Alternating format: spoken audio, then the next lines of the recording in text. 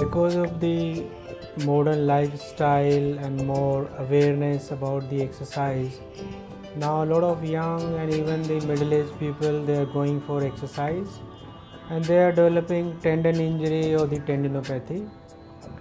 Most commonly we see the tennis elbow or the golfer elbow, which are problem around the elbow, or the problem in the heel tendon, which is called tendoachillitis.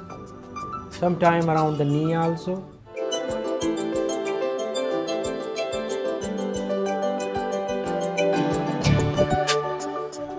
Basically the tendon are like a rope kind of structures which attach the end of the muscle to the bone or to the soft tissue, and their function is to stretch like a tensile strength.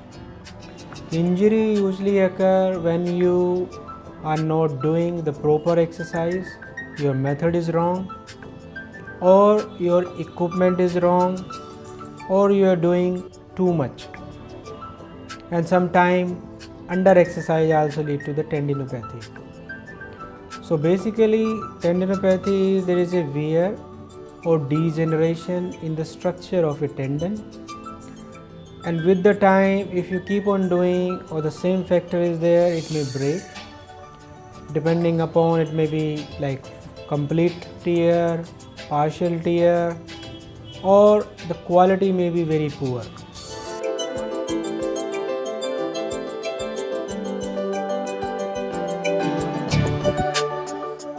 Prevention is you need to know your limit. Follow a structured exercise program. Don't stretch yourself too much.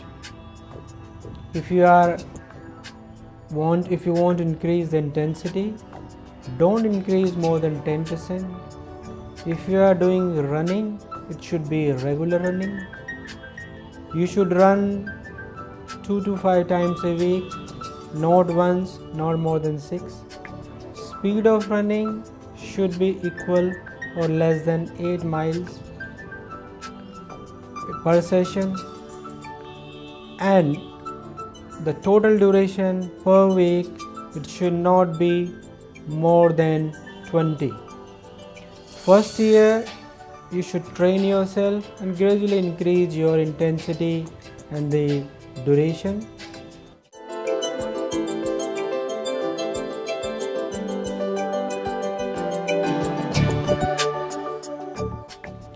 Now around the elbow, for tennis elbow, initially we advise physio.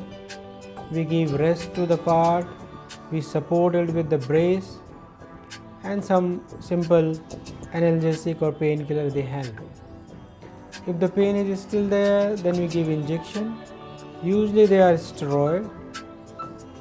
Injection should not be given into the tendon.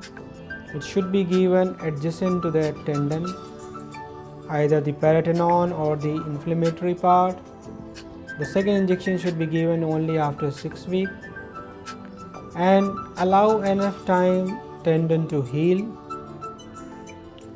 and then only gradually you should revert back to your normal activity. Nowadays new treatment have come up like shock wave. Shock wave is basically what it does, it cause micro disruption, it do the small damage, and there is a healing is take place by more. One mechanism is like hyperstimulation, it cut off the signal, pain signal from injury to the brainstem, help in the healing of the more cell, more tissue. Then we have PRP, which are like growth factors, it's like a high platelet rich plasma, it also help in the healing.